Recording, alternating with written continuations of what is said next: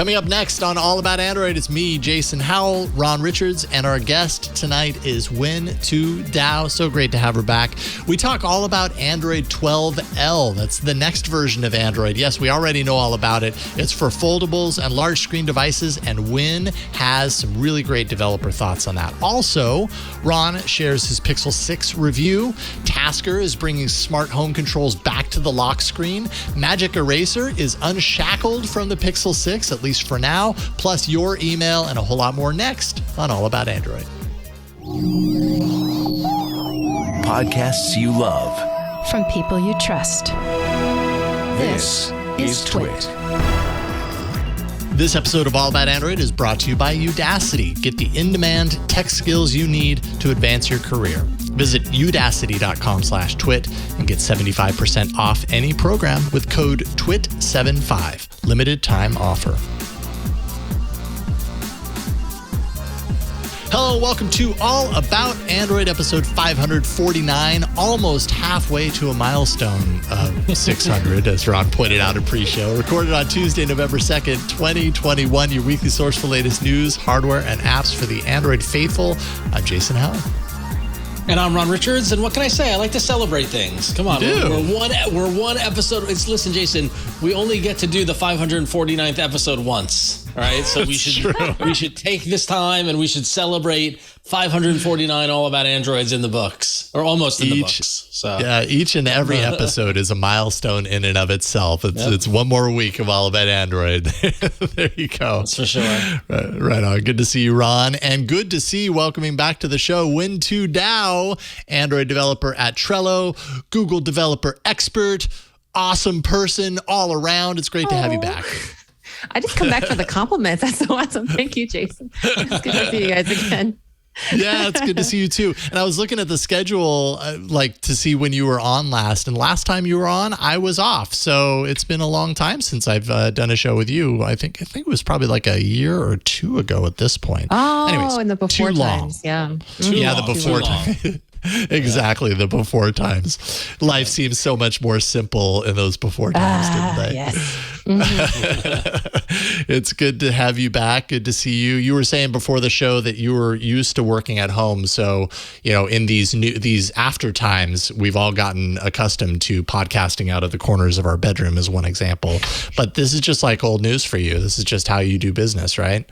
Oh, yeah. I mean, actually, we COVID moves. So we actually moved in October last year to a slightly bigger house, which was good because I think, we've been, my husband and I have been working remotely for, I think I said 10 years, probably like longer than that. Wow. And I think that a little tiny bit of extra space was necessary for us to not suffer, not a COVID fatality, but kind of like an marital like situation, just because we needed a little extra space. So that's how we survived it. Smart move. We did similar. We moved. It's going to be a year this December. We moved a year ago, and with my wife and two kids in a 1-bedroom apartment into now a 5-room house with a backyard. It was the right move. So I definitely, space is a good thing for sure for everybody. So. Oh yeah. Fortifying our fortresses, if we can't go out, we have more space to go in, I suppose. Well, it's great to have you back, Win, and we've got a lot of really cool stuff to talk about, including this top story in news, which we're going to get to right now. I'm going to blame Brooke on that one. Victor's got the cobwebs.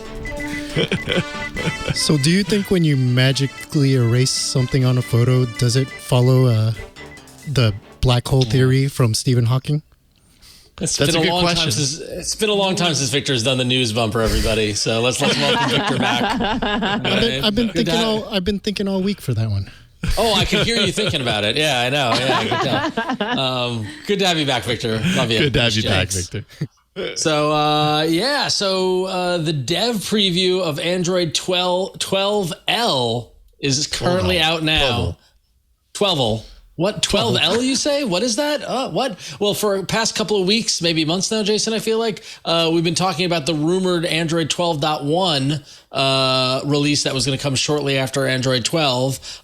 Turns out it is called Android 12L or 12L. And basically it's a feature drop for foldables, tablets, and Chrome OS. Most new features won't be visible on smaller screen devices. And a few of these features include the bottom of the screen taskbar centered in the screen, the drag icon from the taskbar to split screen to easily drag to resize each side, notification panel and quick settings sit side by side instead of stacked. These are all kind of like, and if you look at if you're watching the video or if you go look at any article about this, you see the visual representation of this. It really is applying Android 12 to a tablet or a foldable phone, which is, has more screen real estate, and it needs to change the way stuff is kind of organized. So this does kind of make sense, although curious as to why it wasn't in Android 12, but we can talk about that in a moment. So betas begin in December through February with a final release sometime early next year in time for the next wave of Android 12 tablets and foldables.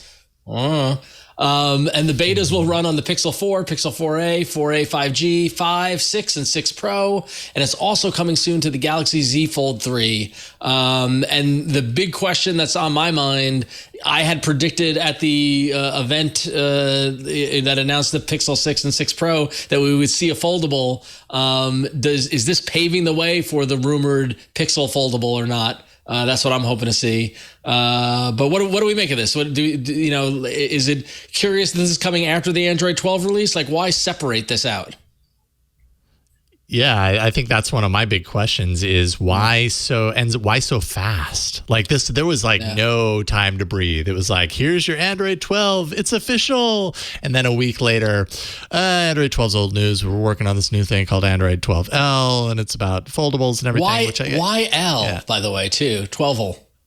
I think it's for large screens because for us, yes. So for us, as Android devs, it's very apparent that Google really, really, really, really, really, really has wanted large screens. So foldables, tablet and Chrome. So they've really wanted people to develop really great large screen experiences. So it's for me, it's oh yeah, that kind of makes sense because it just feels like they're really trying to drive the market that way and also kind of make it easier just because in the last however many years that we've had tablets, there's been kind of a chicken and egg problem with large screens and working at a product company, for example, especially where I work at Trello, my opinions are my own and not of my parent company. I should probably say that, but working.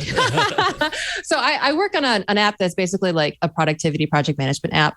And, it makes kind of sense. If you think about it from a high level, that kind of makes sense that kind of product, a lot of people would want to use it on a tablet, right? But our numbers show that we have actually a tiny percentage of large screens. And while I think you like the idea, I think we all like the idea of large screen devices. There's a lot that we could do, us as a product and probably other apps as well could do a lot with a large screen, but it takes effort. It takes extra design effort. It takes extra development effort. So there's been this chicken and egg problem where, okay, we really want to do it, but we can't justify it because we have I think we literally have 7-8% tablet usage. And the problem is that no one really, if cool apps, not saying that, I like our app a lot. So if the more popular or, the apps that people use don't have a large screen experience, that seems to imply that people will be less likely to get a large device. So it's we can't get the numbers, but if we're not in the space or if other cool apps aren't in the space, then people won't really probably navigate to tablets, especially since the price differential between regular phones and large screens tends to be big. So there's this chicken and egg problem. So I think, for us as devs, we've heard a lot about, hey, we do large screens. There's all these different UI options. Can someone pretty please do something really awesome with large screens? So this is not surprising to me. And I'm pretty sure L's for large. So 12. Yeah, makes sense. That does make sense. And it's interesting because especially with the productivity app that you described that you work on, which is fantastic, I would imagine that lends itself to a larger screen, given the boards kind of style and that sort of stuff. And, I've run into the same thing in the mobile apps that I've worked on from a, not so much from a dev side, but from a product manager side or from a marketing side. And, and it's funny to see how, because those user numbers for tablets tablets are so low, it gets dismissed. And then what, the experience I ran into recently is like, well, we optimized for the phone, but it's responsive and it will expand and whatever. And when you look at it on the tablet, it's not meant for tablet, right? It's like a je ne sais quoi thing. Like, that this is like, like it's something not, so I can't put my finger on it, but something's not totally right. But But that won't happen unless there's widespread adoption and we see the uptick in hardware sales and things like that.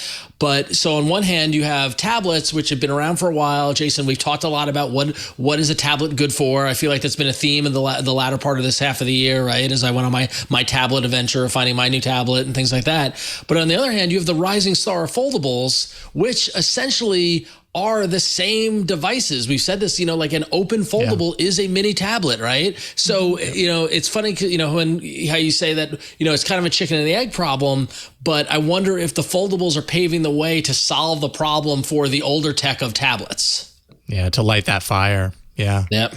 I think the foldables are something special. And when the first, what was it? Samsung's foldable was like the first one and it was like an inch thick. I still feel like there's a special, there's something special about the foldable in that it's it can be sort of phone-like, but it does have that kind of fold out. So I guess in a sense, it's one device, although the price point is still a little bit weird. But I think there is something really special about foldables. And in the same way that you can bridge from like a phone experience to a tablet experience on one device, it might also be that, I don't know, like maybe developing your experience in that kind of having that kind of like transformatory moment might be like inspiring. I don't know, like a lot of my team and a lot of people that I've talked to in the dev community are kind of excited about it. So we'll see. That's great. When you say excited about it, do you mean foldables or or Android 12L? I think foldables in particular, and just to see where if maybe this is the device that people will start just picking up and we'll be like, okay, cool, now we can do large screen stuff.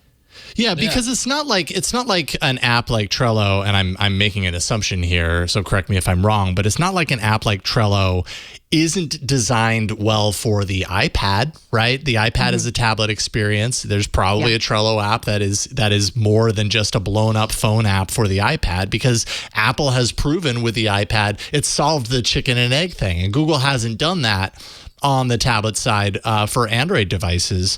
It really, I would agree. It seems like the foldables might be kind of like that Trojan horse that reinvigorates the field, and that a broadening of the Android tablet space is the byproduct of the success of foldables. We still kind of have to see the success of foldables as a thing that happens, but I could totally see that. I do want to take advantage of a developer here who is working. So like when you're working on an app and you want to accommodate for tablets, how currently right now before Android 12, how difficult is it to cater to that within the app package? Is like, do you find yourself having to do two versions of the app, or are there things inside Android, inside the gut side of it, of the development side, that lend itself that people just aren't doing? That's a really great question. So to kind of go back just real quick, just for example, as a data point, our iPad app is smoking. The iOS team does a great job. And it's kind of crazy how much our iPad app, the usage is no question. Like they maintain it. It's an important part of our experience. To compare that to like the less than 8% that we have. So in terms of like the effort, it's not that we have like two different APKs install like binaries. Yep. So what we have to do as developers is, if we don't do anything, you get that kind of phone experience, but kind of blown up with with all the extra white space and tiny text.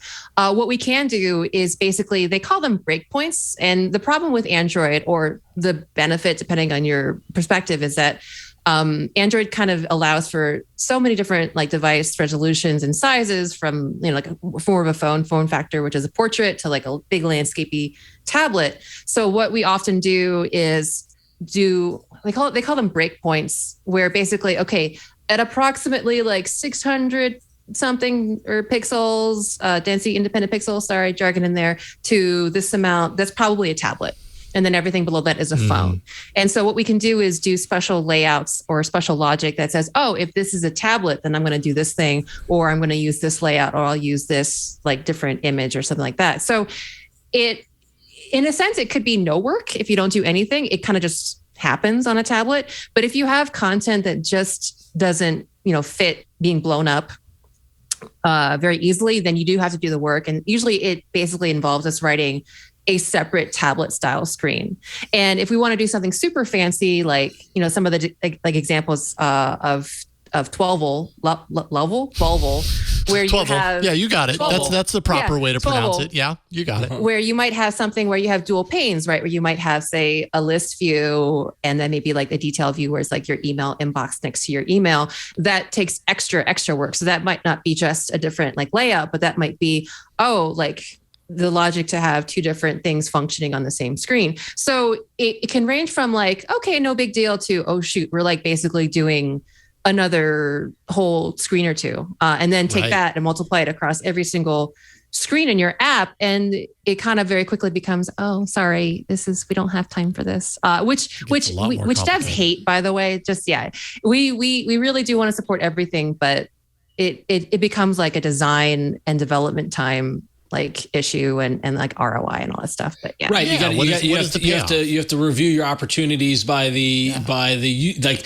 totally understood. Like if you have a small minority of users asking for something that will take a ton of time, but the majority of the users aren't asking for it, then you got to prioritize, right? You got to prioritize by what impacts the majority of your audience. And so it goes back to that chicken and the egg kind of problem, where if user numbers for tablets and foldables were larger in Android, then we'll get a lot more innovative, dedicated development around it. So yeah. And testing is really hard too. Like I'm so envious of our iOS like fam, because there are certain like very discrete like phone sizes, but with the Android ecosystem, it actually becomes a big QA problem where, okay, I made it work on this like tablet over here, but then I have a tablet that's maybe, oh man, what was that the Nexus tablet that was almost like Kindle shaped, where it's like more like a portrait tablet? Does anyone remember which one that was? The Nexus 7? Are you talking about Nexus 7? Yeah. Nexus 7, so that's so that's like a tablet, but it's portrait, like it's like portrait aspect ratio. So we run into certain things like that where it's like, okay, that looked really good until our awesome QA tester Eric found this really weird, like, I don't know, other device that breaks it. So that also kind of factors into it. And unfortunately, like that's the kind of thing is like, do we want our app to look crappy on, this set of like 24 devices, or but that 24 devices only takes up like 5% of our user base. So yeah, it's a bummer. Yeah.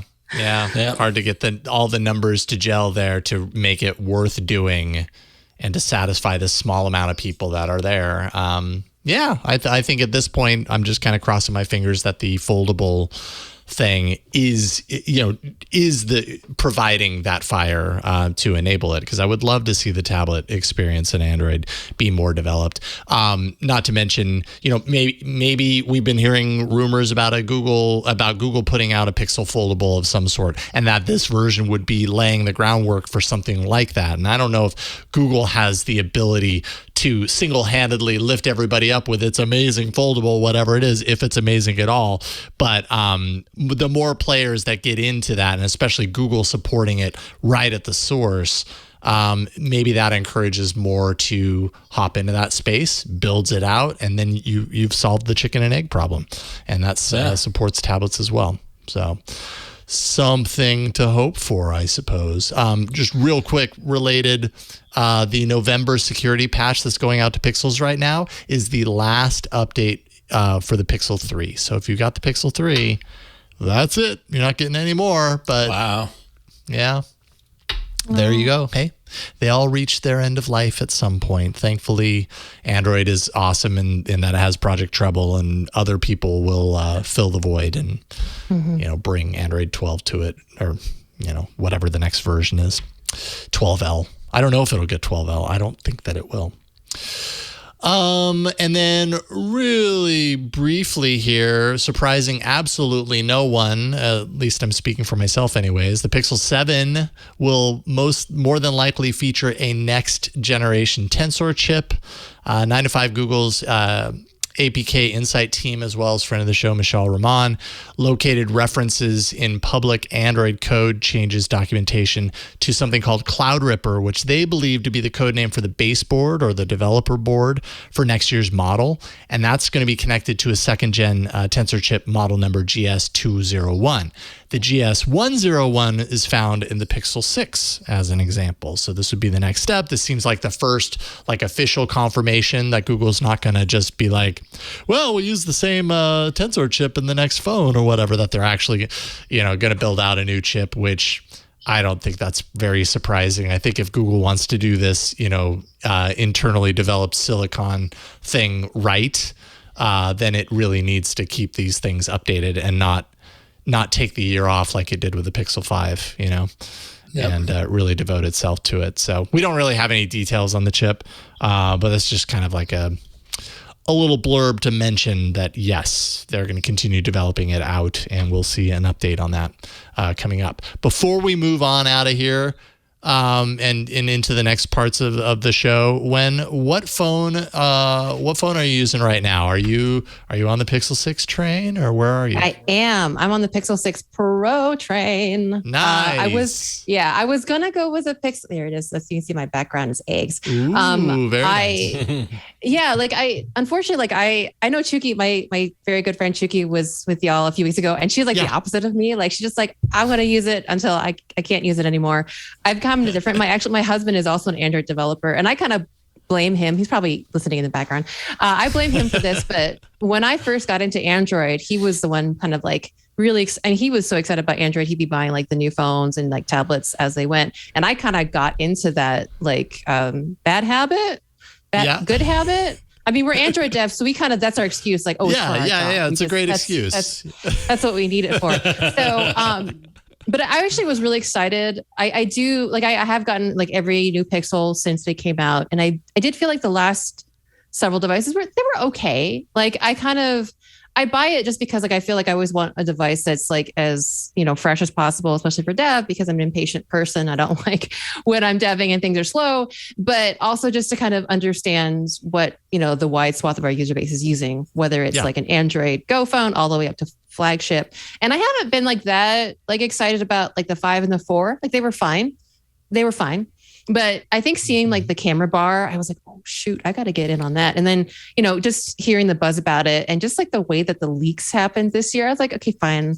I am a little sad because I had been trying to shrink down like my phones. I think I had like a Nexus 6, the huge one. And I was like, I actually sprained my thumb once using my Nexus 6. Is like, that's kind of lame. I really need to stop buying phones, that are too big for me. But now I opened this and I was like, oh, okay, well, I'll do some extra thumb yoga and take good screen breaks. But yeah, I'm loving it. I don't like to get too like device crazy, but it's a great phone. I'm enjoying it. So I mean, no question though, it's a large phone. If you were hoping to get a small phone, the 6 Pro is not a small phone. Yeah, it is not. Neither. I mean, we're going to talk about it a little bit, but neither is the 6. I mean, I've been carrying around my 4A, and since I've been using the 6 during this review period, it's a big difference. Yeah, if it didn't have that camera little bump, I don't know how I would feel about it, but we'll get to that in a minute. So we will. We're going to get to that very soon. But first, we need to take a break. So let's do that right now. This episode of All About Android is brought to you by Udacity.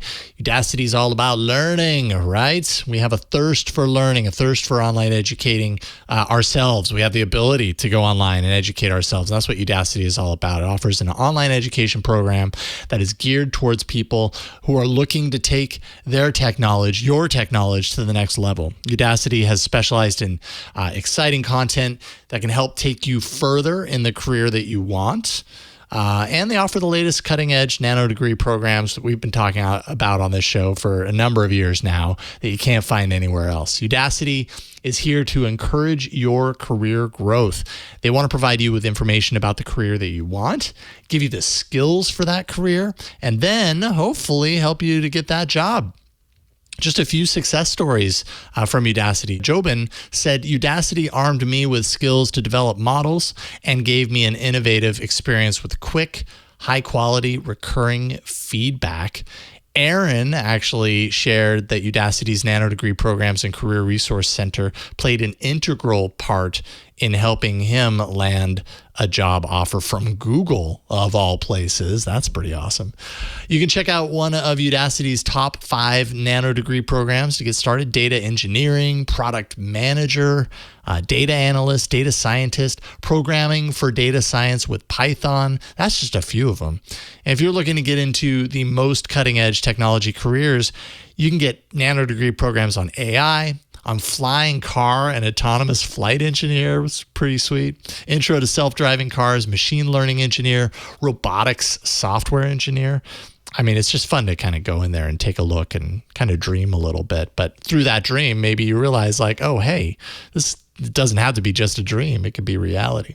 Udacity's courses are created with partners and industry leaders in Microsoft, Google, IBM, AWS, and so much more. And the cool part about that is that they're selecting team leads at these top companies to be your instructor. So you're getting the right knowledge from the right people, the experts who are actually working in that field every day. You're learning from the right people. When signing up for a nano-degree program with Udacity, you can expect courses to be project-based. So you're getting projects. Active learning is what it's all about. It lets you test your knowledge. Homework and projects that are going to be reviewed by qualified professionals. So you're not just passively consuming content. You're integrated with it. You're active, and you're passing that off. And, real people, real professionals are looking at them, giving you real human feedback and reviews. You have access to those mentors 24/7, and it's really flexible. So we're all busy people. Sometimes we're so busy that we want to do this, but we got to find the time. We only have time here and there. Well, that's the beauty of Udacity. You choose what works for you. So if it's 5 to 10 hours a week, that's great. It's at your own pace. You can graduate in as little as 3 months. And if you are on a team already that needs to master cutting edge technologies like data science, AI, and cybersecurity, well, Udacity for Enterprise can upskill your entire workforce with real-world project-based learning. And you can check out the enterprise section of Udacity's website today to learn more about that. Get the in-demand tech skills that you need to advance your career. Visit udacity.com/twit. You'll get 75% off any program with code TWIT75. So udacity.com/twit. Enter that code TWIT75. That gives you that 75% off of any program with that code. That also tells them that you learned about it here. This is a limited time offer, so keep that in mind. Udacity.com/twit. 75% off any program with that code TWIT75. And we thank Udacity for their continued support of All About Android. All right, we've got an awesome hardware block. I'm super curious to hear from Ron about his time with the Pixel 6. Let's jump in.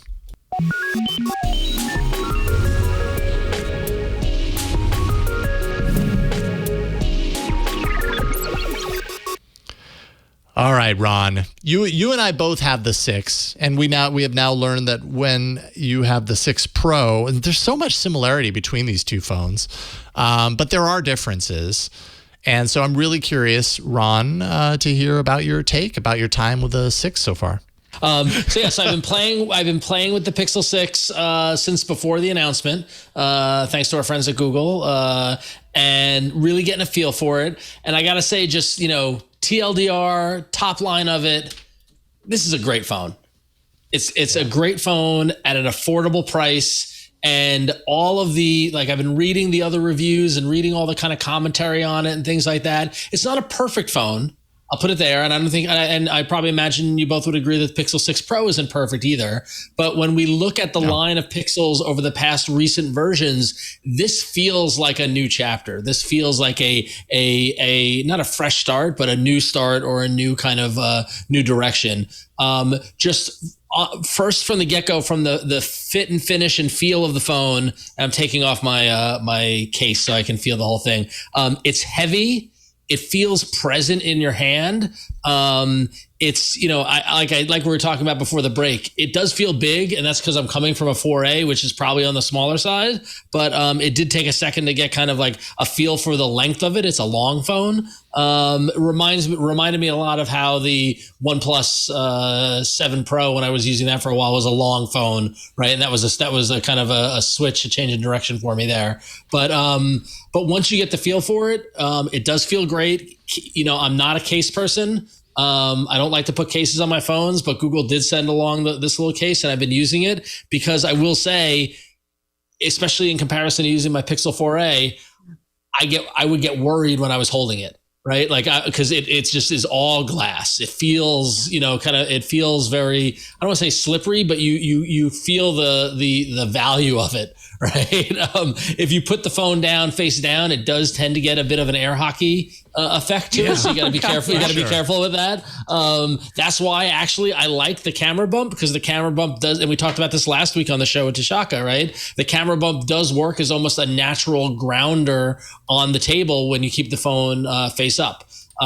So from a general overall feel, again, like I love the price point of the Pixel 6, but I also feel the value of it. Like if I had spent the money on this, I would feel like, oh, this feels like an upper echelon, kind of a higher end phone, but not breaking the bank in the $1,000 flagship kind of phone kind of realm.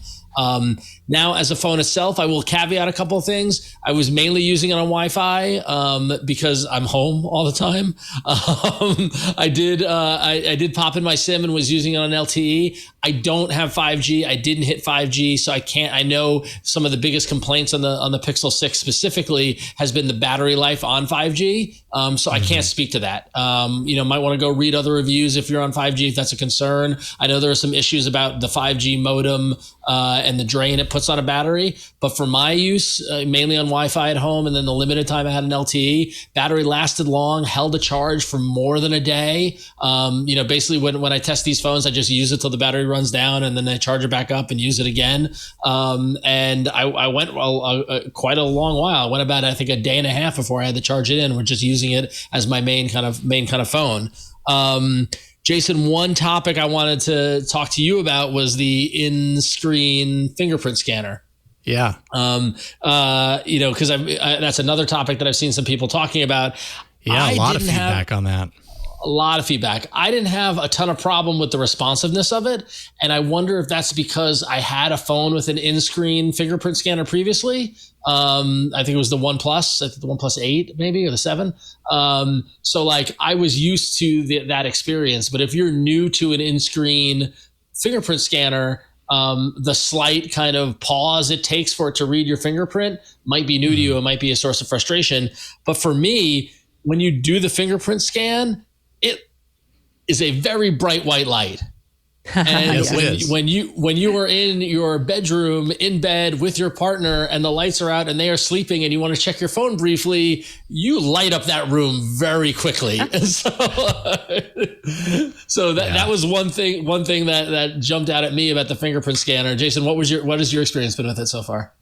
I mean, and that white light is instrumental to how it scans, right? It's shining a bunch of light onto your finger directly. That's exactly how it works. Yeah, I actually, there's the mystical. Thanks, Victor. We've tripped the wire again. Berg! It's so funny.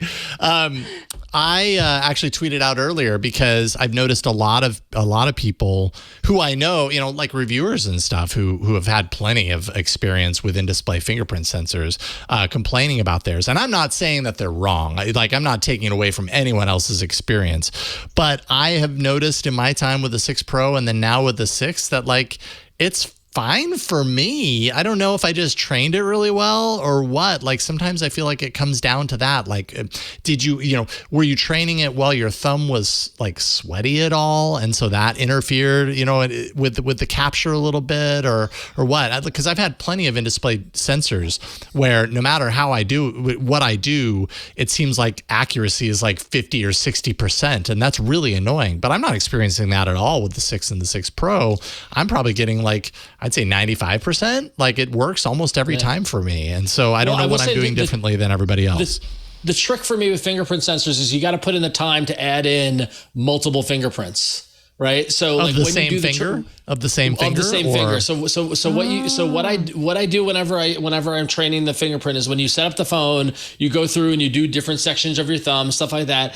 Then I go through all that. Then I go back to it and I set up my other thumb, my other finger. Right. So no matter which hand I've got, it will work. Then just for coverage sake, I set up both my index fingers and then I go back and set up my main thumb again. Because I figure, let me just give it as much data as possible. Because ideally, the fingerprints are unique to me, right? And they should all be similar. And I want to guess kind of what, more often than not, it's going to be the thumb. So I figured, let me just do it again and give it more data. So that's kind of what my approach has been. I haven't had a problem with misses. For me, it's just the blinding white light. That's all. That has been an issue. Yeah. What about you, Wen? Because you've got the same phone, same sensor. Yeah. Have you had any issues? And actually, the phone that you had before this, was it a hardware sensor or was it an in-display sensor? So I actually have my previous actual personal daily driver was the Pixel 5, but for work I have a Samsung S20 Plus, which does have the in-screen fingerprint. And I thought it was a good idea, but I actually hate it. Like I always end up tapping my PIN on my Samsung. And so when I opened up the Pixel 6 Pro, I was like, oh no. Here we go again. But I've actually really enjoyed it. Like I had the exact same conversation with my husband when I first started using like the Pixel 6 Pro, and he's like, what is that light? I'm like, it's just a fingerprint sensor. Go back to bed. It's fine. But I kind of like it. As long as you manage to kind of cover that light with your thumb, I kind of like the feedback of it, because I think one of my problems with like my Samsung in-screen fingerprint detection is that the feedback, like the feedback on whether I was doing it or whether you even saw my thumb was a little bit sketchy. Like, I think I've got it, but I don't know. Like I couldn't tell whether I was holding my thumb incorrectly and it was like identifying my thumb, or I just wasn't able to tell that I was doing it at the same time. But I know exactly when my Pixel 6 Pro is trying to read my finger. And I think I definitely put it like 85% to 90% of the time that it works. So I'm really happy. I'm like very pleasantly surprised, because I have not had this level of like accuracy and ease of use with with my one other in-screen fingerprint detection. So I'm jazzed. Yeah, it's interesting that you compare it to the Samsung one, because they're actually two different technologies. The Samsung one is an ultrasonic, and the one that's in the display of the Pixel 6 is an optical. And the ultrasonic was supposed to be better than the optical. It was actually supposed to be able to, be more accurate, like if your fingers are wet or whatever. But I've had, with all the Samsung devices that I've had those fingerprint sensors, I've had nothing but trouble. Like they're never accurate. And so that by comparison to the Pixel 6, I'm like, well, this is great. Actually, this works really well. Like I can only compare this to, at least in my experience, to what I've had with the OnePlus fingerprint sensor, which I've always thought has been really solid for the most part. Maybe not the first one, but they got to a really great point with theirs where it was fast and solid. And like, that's been my experience with the 6. So I don't know what they're. Are you sure, Jason, that you have fingerprints and you're not a clone? I'm not sure about anything, so that's entirely possible. I mean, this is all a simulation anyway, so what does it matter? Yeah, exactly. But yeah, so a fingerprint sensor, I saw the criticism of it. I've had nothing but good results with it, except for that bright white light, but I understand why it's there. It just, we all know the bedroom effect. That's the problem with it. The processor, I really tried to play with the processor and throw things at it. And like I played some of my games on it and did things like that. I didn't see it tripping up at all. I thought it was working really, really snappy and nice. And I was trying to compare between Pixel 4a running Android 12 and the Pixel 6 for like the AI improvements and the kind of snappier. And it did feel faster. It felt faster than my 4a, as it should, right? It did feel a little snappier. Those results did feel a little better. So all in all, I like that. Getting into the camera, Victor, I shared a little album of some photos I took the other day. But I think the camera's great. I mean, for me, what's interesting is that I'm on the Pixel 4a. I've been using Android 12 since, I got the update. So I feel like the software side of it, I was familiar with it. It wasn't like, when you get a new phone, you try to figure like, okay, how does the Motorola camera work? Or how does the Samsung camera work? This, I knew how it all worked. So it came down to what was the quality of the photos or how did things look. I tried to do, maximum zoom versus, and the zoom out to go to the kind of telephoto lens or version of it or whatever. And, colors were crisp. Zooms were pretty solid as far as I could tell. All in all, it took nice, and I was trying to do, and I didn't actually put the one-to-one pictures I took with the Pixel 4a, but I was trying to take the same picture with the 4a, and the Pixel 6 pictures were clearly better. Those are the pictures here that you're seeing are our sad little pumpkin that was on our stoop. But but then I went out, had a beautiful sky, and took a picture of the house and the car and stuff like that, and like just the vibrancy. I mean, this was taken at like 11 a.m. right? So like the vibrancy of color there, and the range and the use of shadow and light and stuff like that. I was really impressed by these. Like I took it, like when you take a photo and then you look at your phone, like, oh wow, that's really pretty good. Yeah. So I had several moments of that. In fact, the next picture of the picture I took of the house was just like, honestly, like I saw these kind of pictures taken with my cousin who had an iPhone 13, and like taking these like majestic kind of photos. I don't feel like I ever took a photo like this with my 4A. So I definitely felt the difference of the camera. So all in all, I got to say Pixel 6 gets a thumbs up for me. I know, Jason, we were doing what we were doing letter scale, right? And you gave the, we did them all, I think, last week. We did them all. Yeah. So I would firmly give this phone probably like a solid A. I'm even hard pressed to give it an A minus. I'm hesitant not to give it an A plus just for other people's experiences that I read about the battery drain on 5G, and I just can't speak to that. But like 4.5 stars, A. Like this is like if someone comes to me and they said they're looking to get an Android phone, what should they get? I'm telling them to get the Pixel 6. So Yeah, it's great. Yeah. I mean, and you really have to ask yourself, are the features of the 6 Pro enough to warrant the $350 or is it $300 or $350 price increase? If you had to give the 6 Pro a letter grade, what would you get it? I definitely give it like a solid A. I'm going to maybe an A minus because my first 24 hours with it's sliding off of everything. Like I put it on my knee, it slides off like my knee. I put it on my laptop, it slides off my laptop. I think that was like the thing I probably said most, like, honey, my phone is my phone. So I think that kind of like the premium material, but the kind of real life usage of that is a little bit weird. I generally try not to use cases these days, but I guess I'm gonna get a case with some freaking Elmer's glue on the back or something. I'm glad I'm not alone in not using cases. I can't stand cases. I don't want to add more bulk to the phone, right? But yeah. And especially like the bump. I love the novel design. I feel like I used to be kind of someone who would naysay like, oh, I'm not, or oh, like this is kind of weird. But I think that the way forward now with smartphones after like 10 years, 12 years of having smartphones in our life is to do weird, interesting things like, okay, let's try this design. So I'm jazzed to see it. I actually do like it too. The phone's so big. I could probably just like hook it. No, probably not. But it's not enough. It doesn't have enough of a cliff there. Yeah. Oh, right. Next I just need like a little finger hug. I want it perched on my finger like a little bird.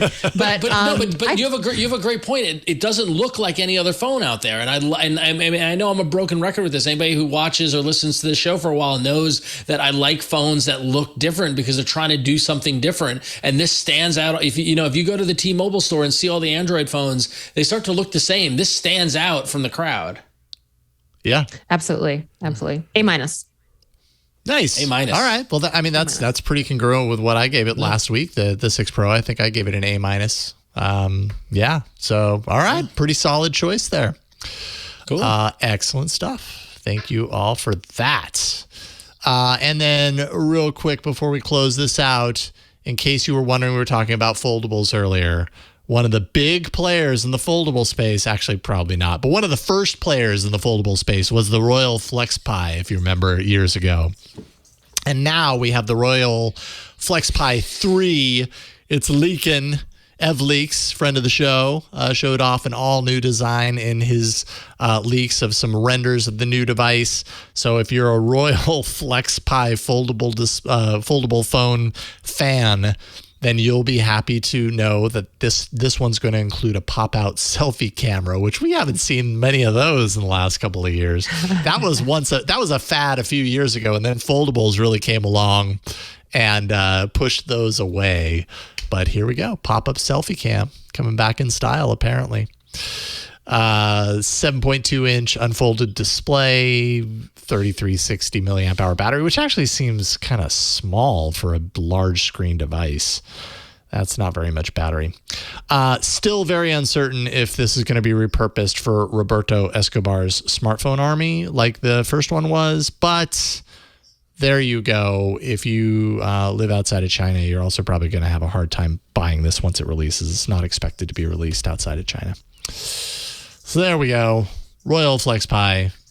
Gotta love seeing the others, not just the main Samsung. Who else is doing foldables that we're really hearing about right now? It's Samsung TCL. So, all right. So that is that. Not a lot to say about that. That's okay. Coming up next, we're gonna talk about a few pieces of app news. That's up next.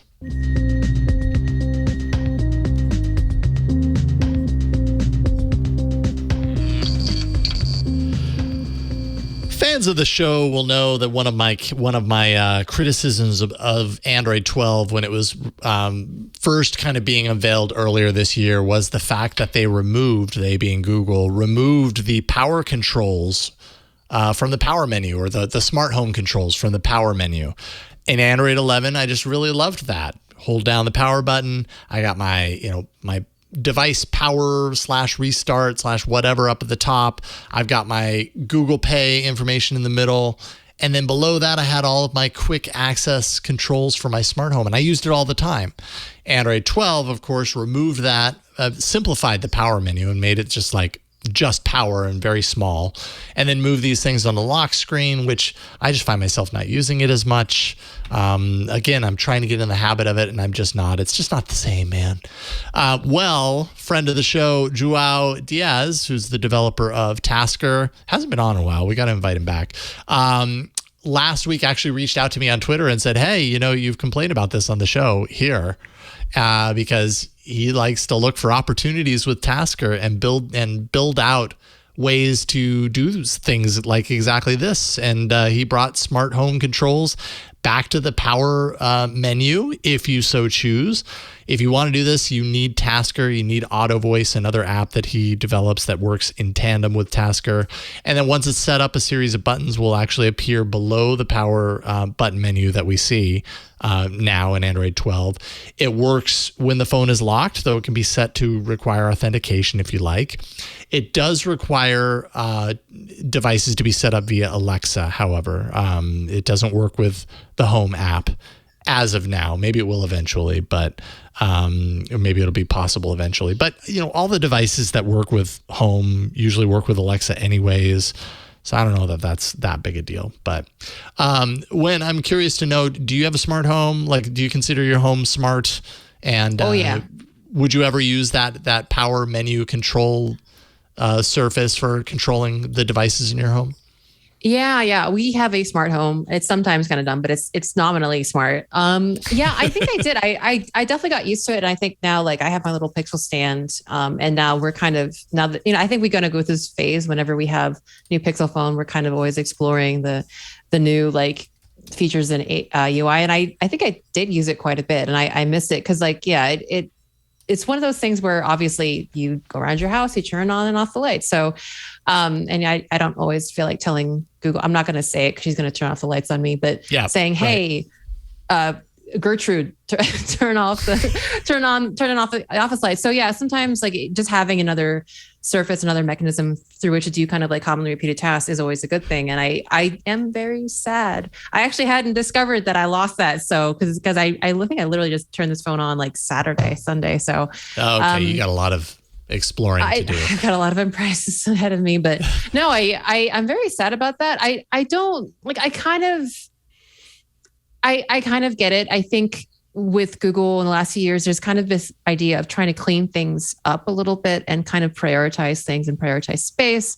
I know like sometimes, like for example, like your lock screen, like at first there's like an idea of like, hey, we'll add like a note, like your notification, like summary or like your Gmail on. And it starts off with one good idea, but then we start opening up these APIs and like everyone starts to add everything on, it gets cluttered. So I feel like sometimes they try to like wipe the slate and be like, okay, we're going to start fresh. We want to focus on like certain things and then leave it up to you, like as an exercise to the user to find alternate ways of, getting better access. But I don't know. I think there are always going to be things that it's best for Google to do. And as someone, as a developer who's tried to do the Google things on my own, occasionally for work and for personal, there's going to be just some things that work best. Not to all awesomeness to Tasker. I'm totally like setting it up so I can do my stuff again.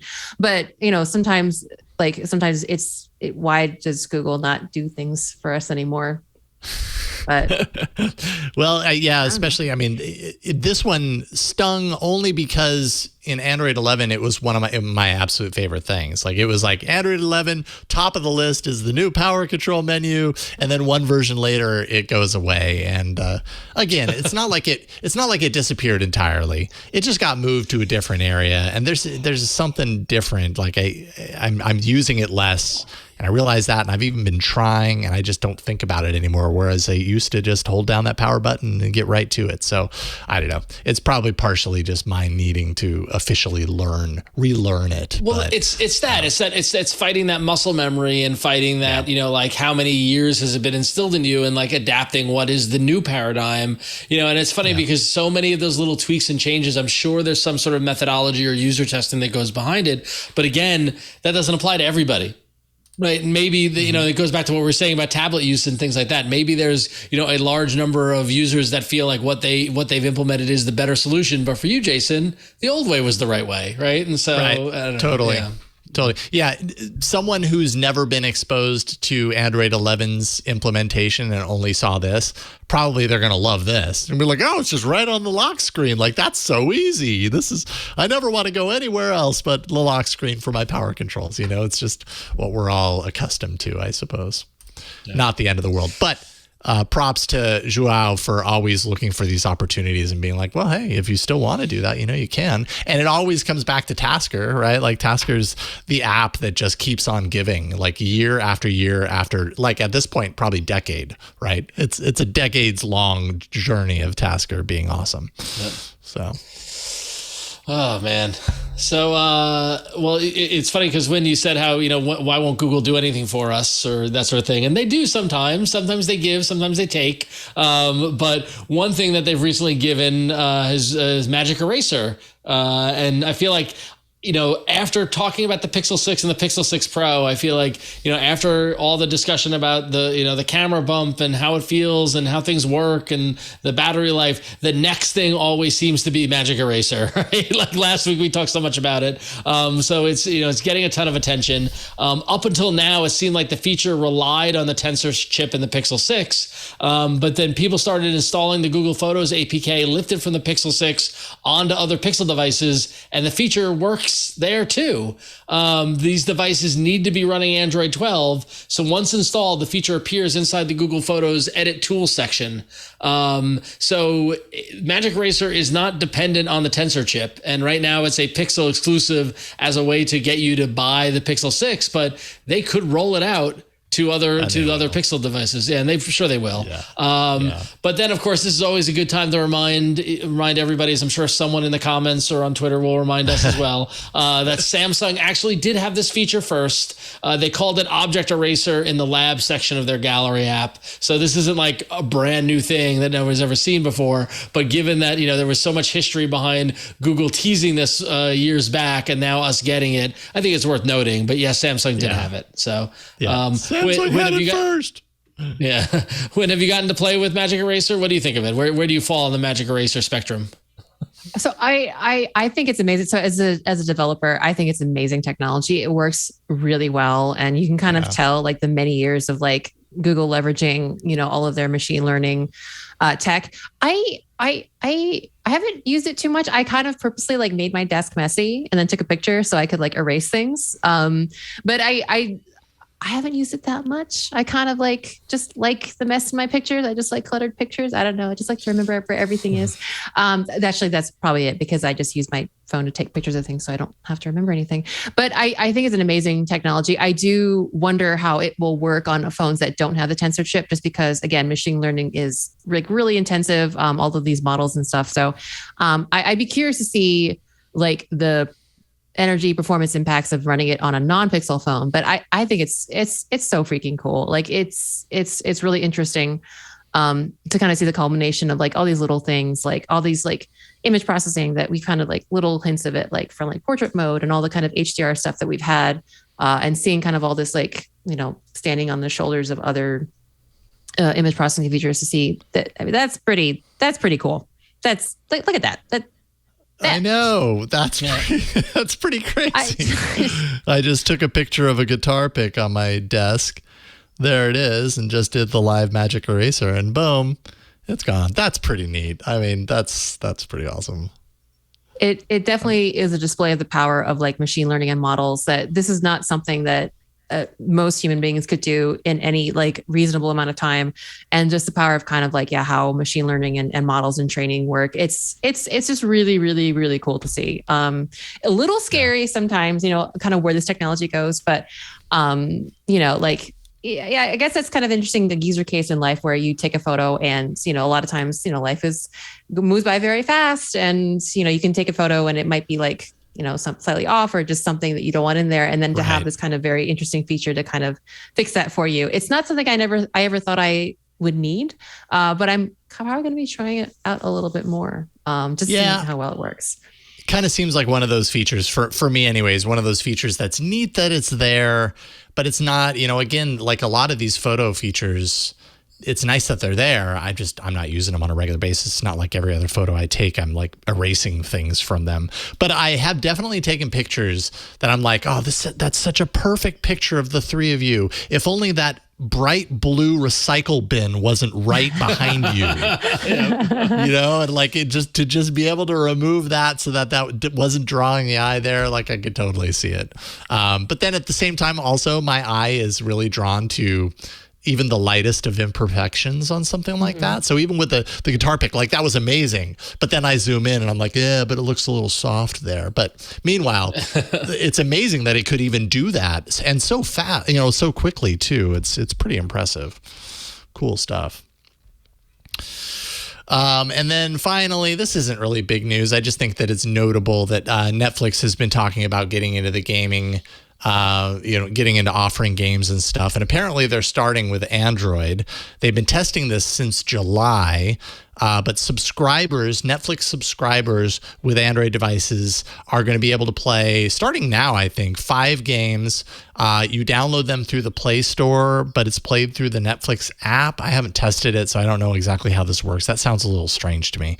But they're going to be offering them through the Netflix app starting tomorrow, apparently. No ads, no in-app purchases. Games are a mixture of tie-ins to their properties. So they have 2 Stranger Things games. Stranger Things 1984, which is a pixel art adventure game. And then there's Stranger Things 3, which is a game that's tied to only season 3 of Stranger Things. But it's also like a pixel art game. So I suppose that's interesting. And then a couple of games that are just like, games that anyone could have created, Shooting Hoops, which is like a basketball shooting game, and a few others. So anyways, notable that Netflix is starting its gaming pursuits with Android. I don't know what their ultimate plan is. Feels kind of underwhelming to me, but who knows what their plan is. I like Netflix as a video streaming service, so maybe I'll like them as a gaming service too at someday down the line. But there we go. I don't know about that, but we'll see. Yeah. I mean, if Netflix got to the point to where it was like, do you have a PlayStation 5? Well, with your Netflix, account, you could just sync over and do streaming of games through Netflix the way, it's on demand for videos and stuff. Or I guess they wouldn't even need to be like PlayStation 5, like through your PlayStation 5. I mean, Stadia is doing this already to any browser or a Chromecast with Google TV. So why couldn't Netflix do that too? I wouldn't be surprised if that happens. Or actually, last week we were talking about Stadia white labeling its services. Maybe Stadia white labels to Netflix. That would be That's pretty interesting. Yeah, that'd be cool. That would be very. I mean, and that you got to wonder: is that how Stadia can break through by almost Trojan horsing through other services like Netflix and things like that? It's a good question. Yeah, I could see that happening. Yeah. I definitely have like service fatigue with this. Me, like I look at this and I'm like, so I have more indirection and friction when I want to play a game. Like it doesn't. Yeah, right. Okay, sure. I already have like 4 or 5 different streaming services, and like, okay, I have like Steam and maybe Origin, depending on like what kind of gamer you are. I don't need another thing. And I was underwhelmed. It's just redirecting to the Play Store. So I'm just like, okay, so strange. Sure. Especially if Netflix is looking to kind of like make some like big move into gaming, that this would be the way that it is. It feels really like underwhelming as a starting point, But anyways, we'll see. They might have a bigger plan. Who the heck knows? I'm not that interested, to be honest. Coming up next, your email. All right, AAA at twit.tv, 347-SHOW-AAA if you want to leave us a message. Ron, you have the first one. Yeah, and this kind of ties back to our conversation about the Pixel 6 and Pixel 6 Pro. Our first email comes from Dick, who says, along with the other Android 12 annoyances mentioned recently, here is another. Phones are getting taller with each iteration, so thumb reach is an increasing problem. Used to be that a small swipe from the bottom would bring up a row of your most popular apps. Now, however, the bottom-up swipe brings up your app drawer with the latest app at the top of the screen, just out of reach. Oh. And it's an issue, and this actually reminds me, Dick, of Jason. I share this with you over text messages, but everyone knows that I've set my sister up she's on the Pixel 3 currently, which actually reminds me, if the 3 is not getting support, I might need to upgrade her soon. But and she got the Android 12 update and lost her mind over it. Does not stand Material U, cannot stand the bulbous look of it, the rounded corners. She says, I hate rounded corners. Why are they making everything rounded corners? And I sat there at her house over the weekend, and she was swiping up from the bottom and trying to get to, she said to me, I said, what's your biggest problem? She's like, I can't find any apps. She's like, in order to find an app, I have to search for it in the search bar, or I have to put it on the home screen. I used to be able to swipe up and get all my apps. I'm like, well, you still can. And she was swiping up from the very bottom, which was giving the active app chooser. And I'm like, well, no, move your thumb up a little and swipe up from the middle. And then it did it. And like that subtle, like what was natural for me was completely unnatural to her. And it was like hindering her use of the phone. And now that I showed her, she's kind of back to normal. But it's little things like that where it's like these, the use of the thumb and the gestures and the swipes are changing, and the average user isn't tracking and paying attention to them the same way that we are. So, Yeah. And when these new versions come out, is Google doing a good job of communicating this or onboarding, doing some sort of walkthrough on this so that, people really understand, oh, wait, there's a little bit of a change here. Now I need to be over here instead of over there. I don't know. I don't know that Google is doing a good job of that. I didn't see any onboarding for the Pixel 6. setting No. it up. I didn't either. Yeah, no. So Yeah. It's always a tough one. I think like there's always like this weird thing where kind of after, like, especially when you've had an app or platform for a long period of time, it's like at the beginning, you have a green field, you can do whatever you want. You try different things. And then 10 years down the road, I was like, oh crap, this is not an optimal experience. We kind of want to reset things, push our users to what we feel is like, maybe possibly a better experience.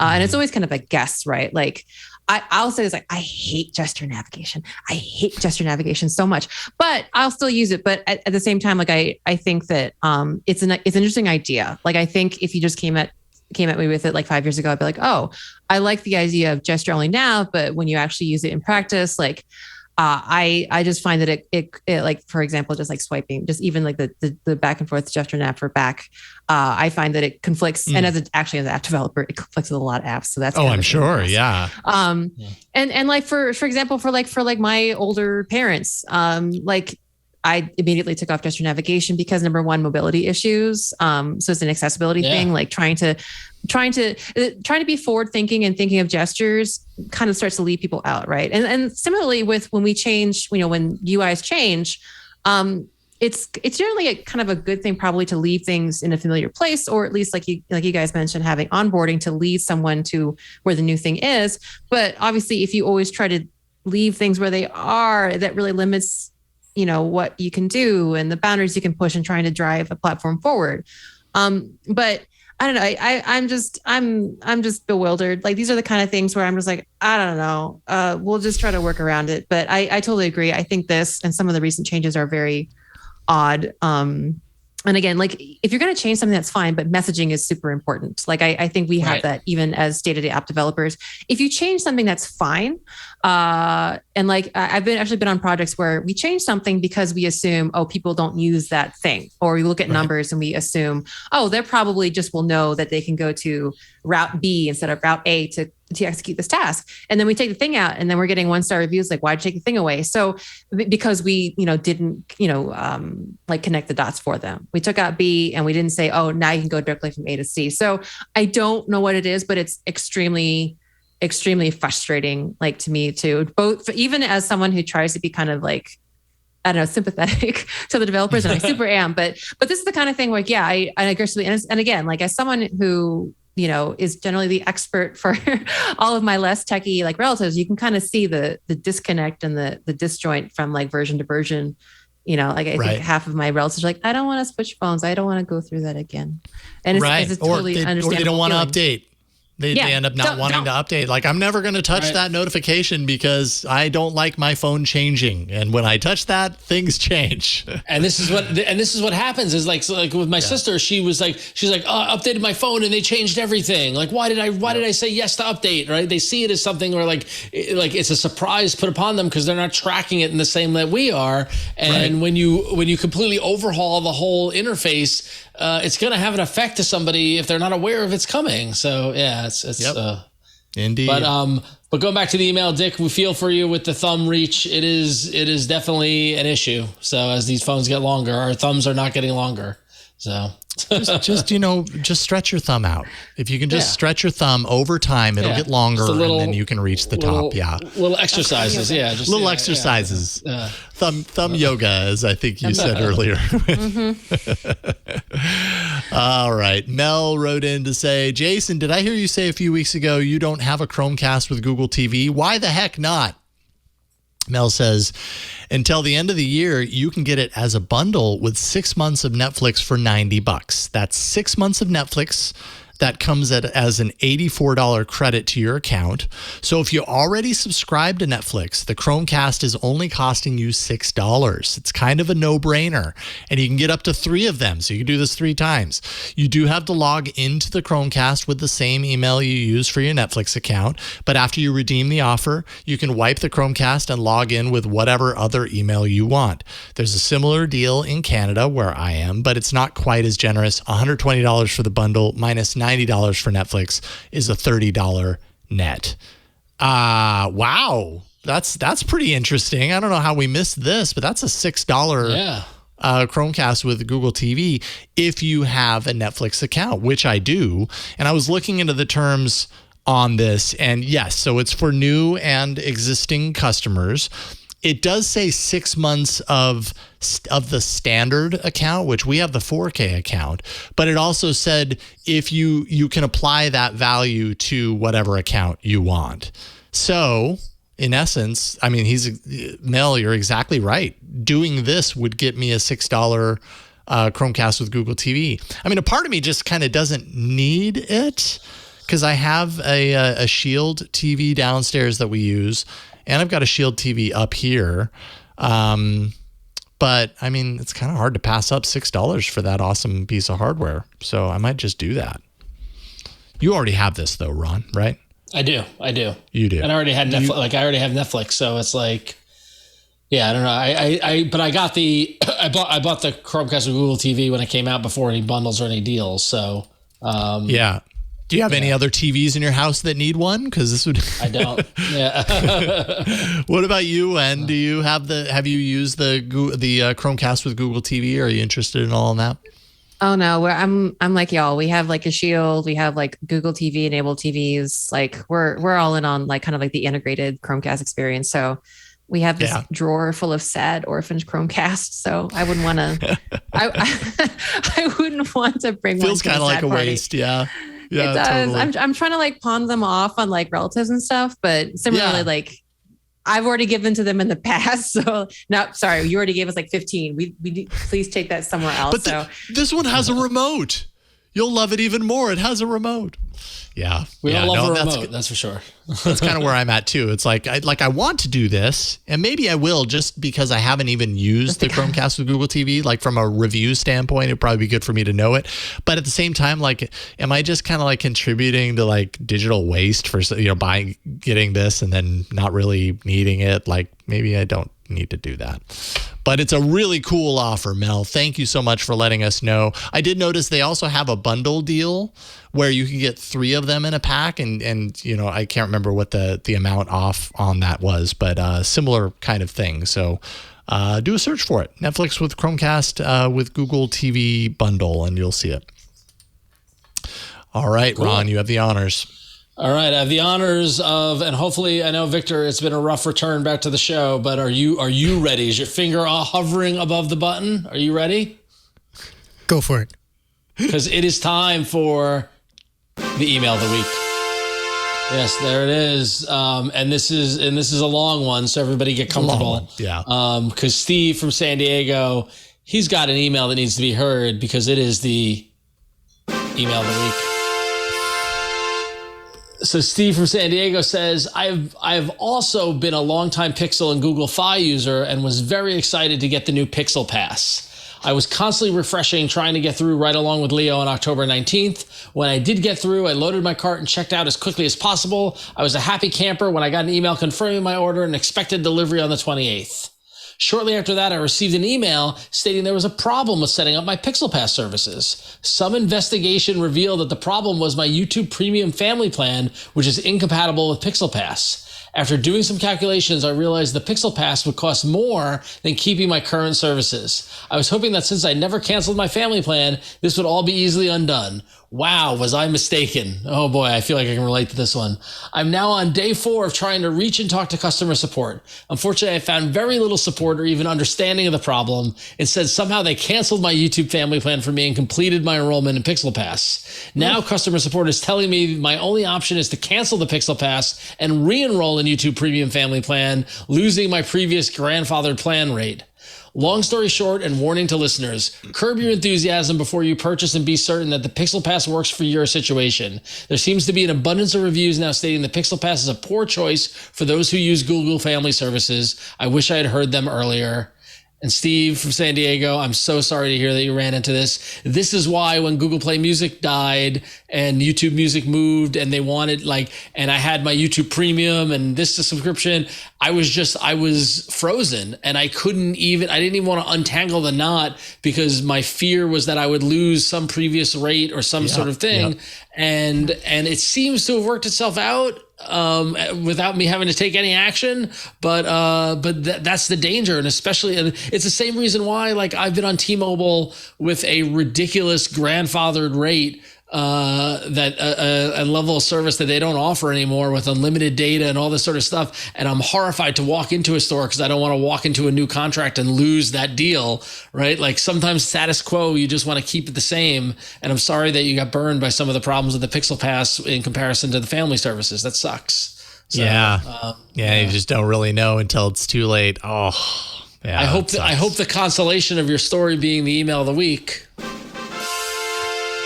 makes you feel better, but this isn't a happy email of the week story. Yeah. It's cold comfort, really. It's cold comfort. Yeah. No. Well, I hope things work out for you, Steve. I'm sorry to hear that. It sucks when stuff like that happens. But who knows? Maybe you'll get the right person who will be able to kind of reverse things and make it happen for you. All right. Well, we've reached the end of this episode of All About Android. Before we move on, Steve, I would say keep complaining and keep, like, the louder you get, eventually they're going to want to keep you a happy customer. So if you lost a grandfathered rate, I would, tell them and continue to tell them until they fix it. Basically, be the angry customer. I think that's okay in this situation. Yeah. Be like a Wookiee and be angry. Yeah. That's my thank advice. you, Victor, for that. That was perfectly appropriate. And thank you, Win to Dow. Always so great to get you on the show. We so enjoy having you here. Tell people. Well, this is the point of the show when you get to promote or plug or tell people what you want them to know. So maybe where should they follow you if you're working on anything notable that you want to share with people? What you got? Yeah, so I'm always happy to be back. I'm an Android developer, and I tend to talk about Android development a lot. So like you might see me at Android conferences. I don't have a lot of content right now, but I have some stuff on deck coming out. So definitely follow me on Twitter at Queen Code Monkey. Same on Instagram. Also, I work out a lot and like to post workout videos. So if you're into that, that's also there too. But yeah, if you're an Android dev or you're a Kotlin dev and you are looking for content, keep an eye on my Twitch stream. But that's all I got for now. Right on, Win. Thank you again. Really appreciate it. It's fun hanging out. Ron, what you got? What's on your queue? Yeah, so you can follow me on Twitter and on Instagram at RonXO. And if you're looking for something else to listen to, you can go check out. I was recently on a podcast called the Pinball News and Pinball Magazine Pincast, where it's a monthly podcast about all things going on in pinball. Myself and Jay Adelson, my partner at Scorbit, went on to talk about our app and hardware and cloud service that we built over at Scorbit.io. And so if you go on Twitter at Scorbit Pinball, I put the link in the doc, Victor. I don't know if you want to show the tweet that we posted, but Twitter at Scorbit Pinball. The latest post is a link to the podcast. You can go listen to that and hear me talk for about an hour and a half about Scorbit and pinball and fun stuff like that. So if you're curious about under the hood, check that out. So nice, right on. Cool. At Ron XO as well. Yes. Big thanks to Victor, who's on the ones and twos tonight. It's great to have you back. While Burke tried his best to knock you down. Yeah, he tried his best to sabotage me, but I finally got a good one in on the apps bumper. So good job. Good job. It's good to have you back, Victor. We missed you. Thanks. As for me, at Jason Howell on Twitter, my thing this month is just that I'm doing Movember for the first time to raise awareness and funds for mental health and men's health. So if you go to if you go to my Twitter profile at Jason Howell, you'll see my pinned tweet is a link to my Movember page. But you can also go to Movember with an M, Movember.com/M/Jason Howell Twit. And that'll take you there. It's just easier to go to my Twitter feed. But it's a journey, yes, to raise awareness and raise funds for mental health.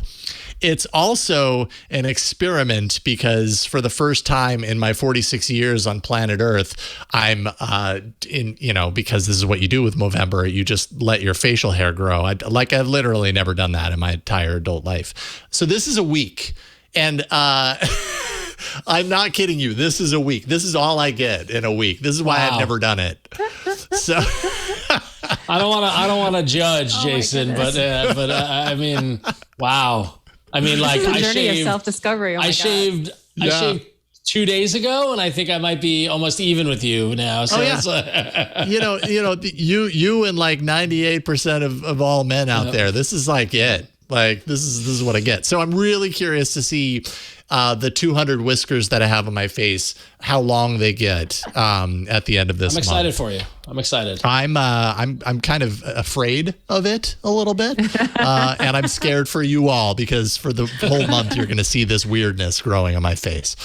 Anyways, I thought it would be fun to do. Anyways, and then thank you, all of you out there. Appreciate that. Yes, were we talking before the show that I'm like the perfect Shaggy? Like I really am like Shaggy. That's Oh my God. Yes. Because I don't have any hair that grows here. It's just all here and here. So I'm going to be Shaggy for Halloween next year. Club Twit is our ad-free subscription tier. So if you go to twit.tv/clubtwit, you can subscribe to all of our shows, no ads.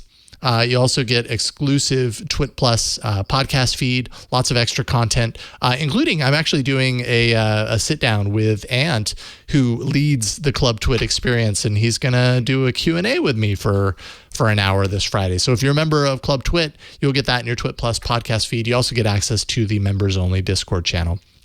$7 a month. Just go to twit.tv/clubtwit, and we appreciate that.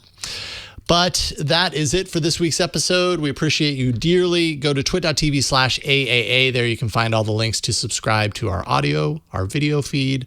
Jump out to YouTube and see this stubble in high definition. And that's really about it. We'll see you next Tuesday on All About Android. Bye, everybody. So long. If you find yourself talking to those virtual assistants in your house quite often, or maybe you can make your light turn on and off with the touch of a button, well, Smart Tech Today is the show for you. Join Matthew Casanelli and myself, Micah Sargent, every week as we talk all about smart stuff and the fun that comes along with it.